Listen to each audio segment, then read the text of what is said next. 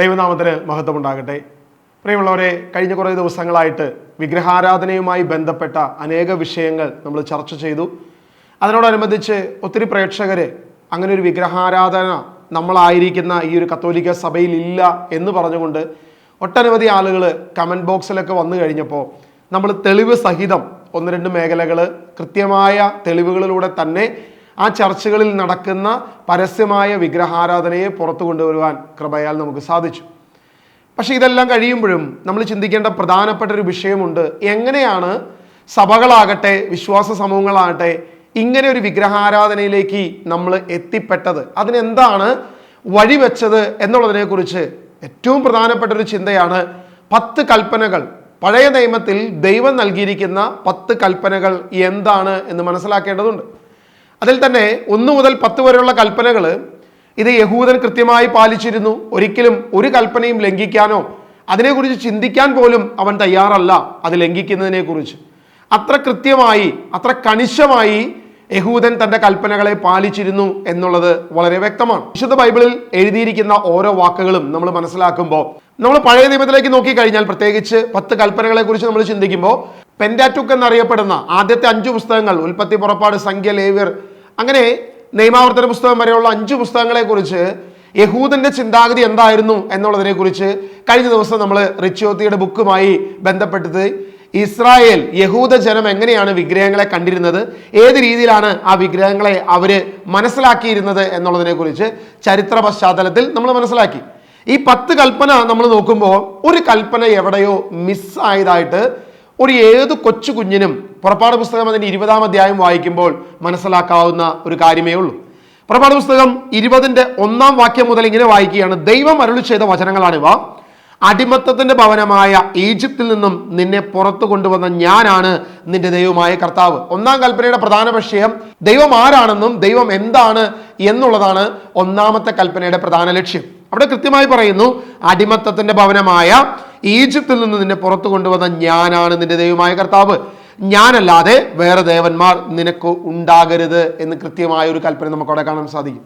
ഇനി രണ്ടാമത് ഒരു കൽപ്പന നമ്മൾ നോക്കിക്കഴിഞ്ഞാൽ അതിൻ്റെ 4-ാം വാക്യം മുതൽ മുകളിൽ ആകാശത്തിലോ താഴെ ഭൂമിയിലോ ഭൂമിക്കടിയിലോ ജലത്തിലോ ഉള്ള ഒന്നിൻ്റെയും പ്രതിമയോ സ്വരൂപമോ നിർമ്മിക്കരുത്, അവയ്ക്ക് മുൻപിൽ പ്രണമിക്കുകയോ അവയെ ആരാധിക്കുകയോ ചെയ്യരുത്, എന്തെന്നാൽ ഞാൻ നിന്റെ ദൈവമായ കർത്താവ്. ഇവിടെ ഈ 2-ാം കൽപ്പനയെ 1-ാം കൽപ്പനയുടെ ഭാഗമായി നമ്മൾ കൂട്ടിച്ചേർക്കുന്നു.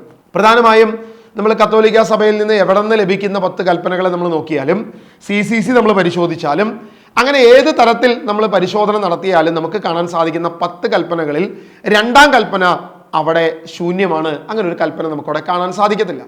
പകരം ഇവിടെ വാദിക്കുന്നത് 1-ാം കൽപ്പനയുടെ ഭാഗം തന്നെയാണ് ആ വിഷയം എന്നാണ്. എന്നാൽ നമ്മളൊരു സാമാന്യ ബുദ്ധി വെച്ച് നമ്മളൊന്ന് ചിന്തിച്ചു നോക്കുക. യഹൂദൻ ചിന്തിച്ചിരുന്നത് അങ്ങനെയല്ല. യഹൂദന്റെ ചിന്തയിൽ ആ 10 കൽപ്പനയിൽ 2-ാം കൽപ്പന മാത്രമാണ് മുകളിൽ ആകാശത്തിലോ താഴെ ഭൂമിയിലോ ഭൂമിക്കടിയിലോ ജലത്തിലോ ഉള്ള ഒന്നിൻ്റെയും പ്രതിമയോ സ്വരൂപവും നിർമ്മിക്കരുതെന്നുള്ളത്.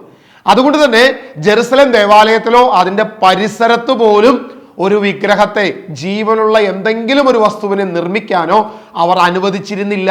അത് കൽപ്പനയാണ് എന്ന് കൃത്യമായി ഫ്ലാവിയസ് ജോസഫും ഫിലോയും അങ്ങനെ ചരിത്രകാരന്മാർ എഴുതിയിരിക്കുന്ന അവരുടെ പുസ്തകങ്ങളിൽ നിന്നും നമുക്ക് വ്യക്തമായി കഴിഞ്ഞ വീഡിയോയിലൂടെ ഞാനിത് പറഞ്ഞു കഴിഞ്ഞു. 1-ാം കൽപ്പനയുടെ പ്രധാന വിഷയം ദൈവം ആരാണ്, ഈജിപ്തിൽ നിന്ന് വിടുവിച്ച ദൈവമാണ് അവനല്ലാതെ മറ്റ് ദേവന്മാർ ഉണ്ടാകരുത് എന്നുള്ളതാണ്. അവിടെ ഉണ്ടാക്കരുത് എന്നുള്ളത് 2-ാമത്തെ വിഷയമാണ്. നമ്മൾ സാമാന്യ ബുദ്ധിക്ക് അതൊന്ന് വായിച്ചാൽ കൃത്യമായി മനസ്സിലാക്കാൻ സാധിക്കും. മുകളിൽ ആകാശത്തിലോ താഴെ ഭൂമിയിലോ ഒന്നിൻ്റെയും ജലത്തിലോ ഉള്ള ഒന്നിൻ്റെയും പ്രതിമയോ സ്വരൂപമോ നിർമ്മിക്കരുത്.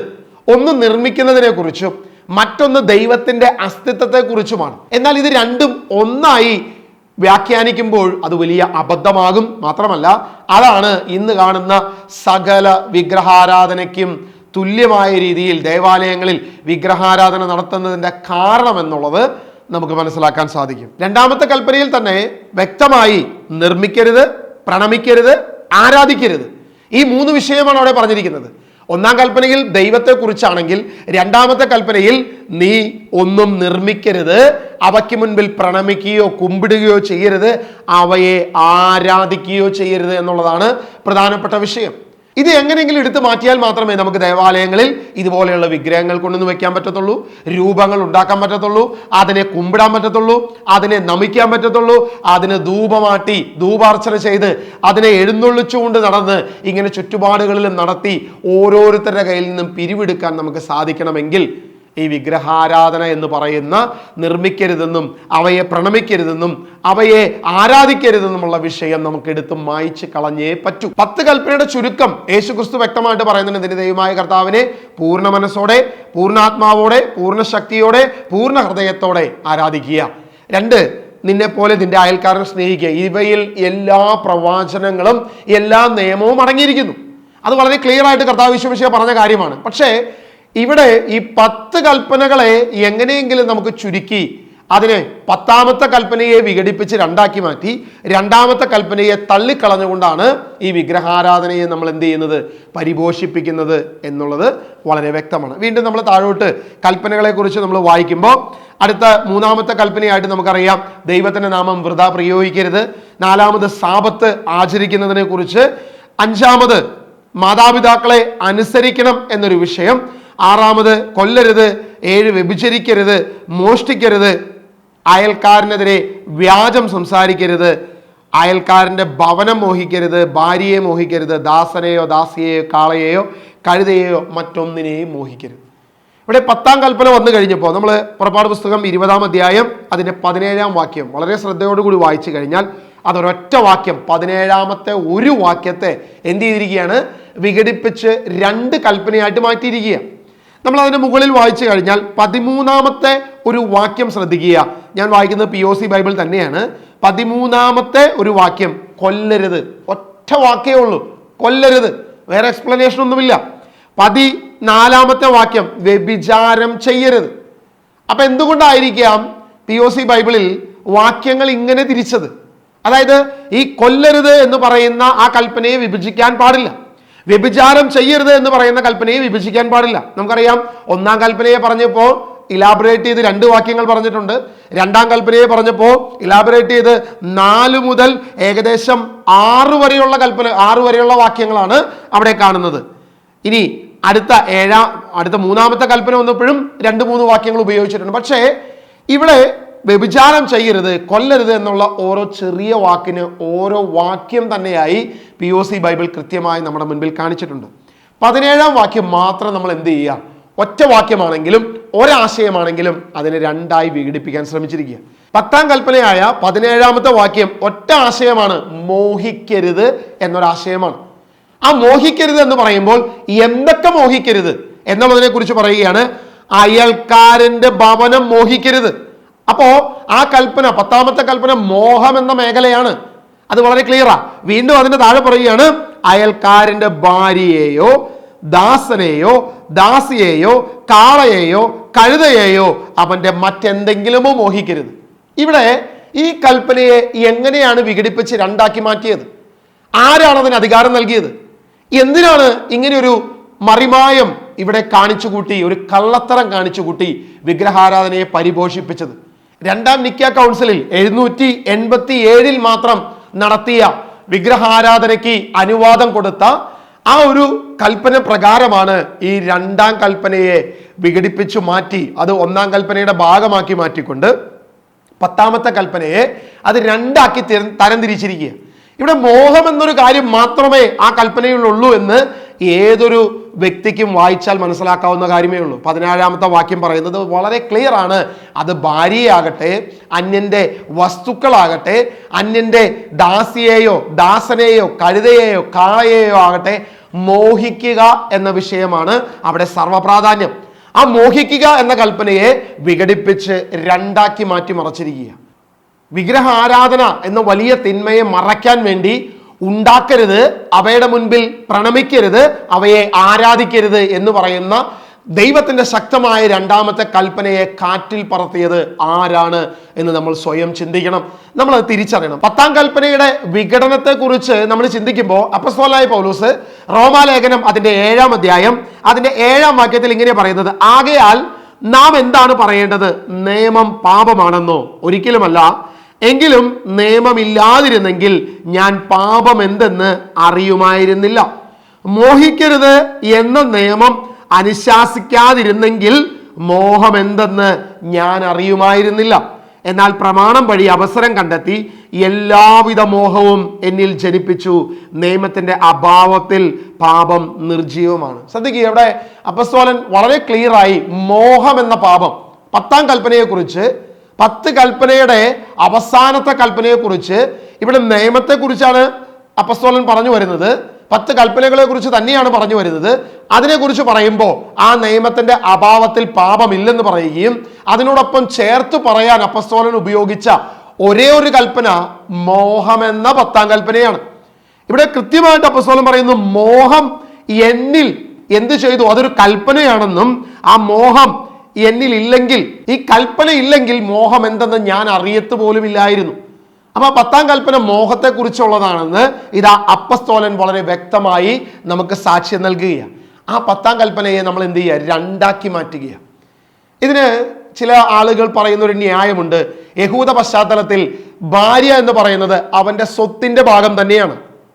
എന്നാൽ ക്രിസ്തീയ പശ്ചാത്തലത്തിൽ അങ്ങനെയല്ല, അത് സ്വത്തിന്റെ ഭാഗമല്ല ഭാര്യ എന്ന് പറയുന്നത്. ഭാര്യ ഒരിക്കലും ഭർത്താവിന്റെ അടിമയല്ല, അത് മറ്റൊരു അവസ്ഥയിലാണ് ഇത് കാണേണ്ടത്. പ്രിയമുള്ളവരെ, നമ്മൾ ശ്രദ്ധിക്കുക, വിശുദ്ധ ബൈബിൾ എപ്പോഴും എഴുതുമ്പോൾ അല്ലെങ്കിൽ എഴുതിയിരിക്കുന്ന വാക്കുകൾ നമ്മൾ പരിശോധിച്ചാൽ ഒരു പരിധി വരെയുള്ള നിയമകാര്യങ്ങളെല്ലാം പറഞ്ഞിരിക്കുന്നത് പുരുഷനെ സംബന്ധിച്ചിട്ടാണ് എന്ന് കരുതി അവിടെ സ്ത്രീക്ക് അവിടെ ഭാഗഭാഗ്യത്വം ഇല്ല എന്നോ ഒരിക്കലും അങ്ങനെ ചിന്തിക്കാനേ പാടില്ല. കാരണം ഇപ്പൊ ഈ ഒരു കൽപ്പന നമ്മൾ എടുത്തു നോക്കുക, അന്യന്റെ ഭാര്യയെ മോഹിക്കരുത്. അപ്പൊ നമുക്ക് അന്യന്റെ ഭർത്താവിനെ മോഹിക്കാമോ? അന്യന്റെ ഭർത്താവിനെ മോഹിക്കരുത്, അത് തന്നെയാണ് ആ കൽപ്പനയുടെ സാരാംശം. പറയുമ്പോൾ ഭാര്യയുടെ കാര്യം മാത്രമേ പറയുന്നുള്ളൂ എങ്കിലും ഒരിക്കലും നമ്മൾ വിചാരിക്കരുത് ഇത് മാത്രമാണ് എന്ന് വിചാരിക്കരുത്. കാരണം ഉൽപ്പത്തി പുസ്തകം 2-ാം അധ്യായം 24-ാം വാക്യം, അതിനാൽ പുരുഷൻ മാതാപിതാക്കളെ വിട്ട് ഭാര്യയോട് ചേരും, അവൻ ഒറ്റ ശരീരമായി തീരും. അവർ ഒറ്റ ശരീരമായി തീരുമെന്ന് പറയുമ്പോൾ പുരുഷൻ തൻ്റെ മാതാപിതാക്കളെ വിടണമെന്ന് മാത്രമേ പറഞ്ഞിട്ടുള്ളൂ. അതിനാൽ പുരുഷൻ മാതാപിതാക്കളെ വിട്ട് ഭാര്യയോട് ചേരും, അവർ ഒറ്റ ശരീരമായി തീരും എന്നാ പറഞ്ഞിരിക്കുന്നത്. അപ്പൊ ഭാര്യ മാതാപിതാക്കളെ വിടണ്ടേ? അതായത് ആ ഭാര്യയ്ക്ക് അവളുടെ മാതാപിതാക്കളോട് കൂടെ ചേർന്ന് താമസിക്കാനാണോ ദൈവം അനുവദിച്ചിരിക്കുന്നത്? അല്ല. കാരണം ഉൽപ്പത്തി പുസ്തകം തൊട്ട് താഴോട്ട് നമ്മൾ വായിക്കുമ്പോൾ അബ്രാഹത്തിന്റെ, ഇസഹാക്കിന്റെ, യാക്കോബിന്റെ പശ്ചാത്തലം എല്ലാം എടുത്തു കഴിഞ്ഞാൽ നമുക്ക് കാണാൻ സാധിക്കും, അബ്രഹാം തന്റെ മകനായ ഇസഹാക്കിന് ഭാര്യയെ തേടുമ്പോൾ ഇസഹാക്കിന്റെ ഭാര്യയെ ഇങ്ങോട്ട് കൊണ്ടുവരികയാണ്. അവളുടെ വീട്ടിൽ നിന്നും തന്റെ പിതാവിന്റെ ഭവനത്തിലേക്ക് കൊണ്ടുവരുന്നതാണ് നമ്മൾ വചനത്തിൽ വായിക്കുന്നത്. അപ്പൊ ദൈവം നൽകിയിരിക്കുന്ന കൽപ്പനകൾ അവിടെ പുരുഷനെന്നോ സ്ത്രീ എന്നോ പറയുമ്പോൾ രണ്ടുപേർക്കും തുല്യ അവകാശമാണ്. കാരണം വിശുദ്ധ വേദപുസ്തകത്തിൽ പല കാര്യങ്ങളും അത്തരം നിയമങ്ങളെ കുറിച്ച് പറയുമ്പോൾ ഇനി ജീവദായകമായ കൃപയ്ക്ക് തുല്യ അവകാശിനിയാണ് സ്ത്രീ എന്ന് അപ്പസ്തോലനായ പത്രോസ് തന്റെ ലേഖനത്തിൽ വ്യക്തമായിട്ട് പറഞ്ഞിരിക്കുക. യഹൂദ പശ്ചാത്തലത്തിൽ പുരുഷന്റെ സ്വത്ത് തന്നെയാണ് ഭാര്യ. അതുകൊണ്ട് ഇങ്ങനെ ചിന്തിച്ചാൽ അത് വലിയ പ്രശ്നമാകും എന്ന് പറയുന്നവരോട് എനിക്കൊറ്റ ചോദ്യമേ ചോദിക്കാനുള്ളൂ.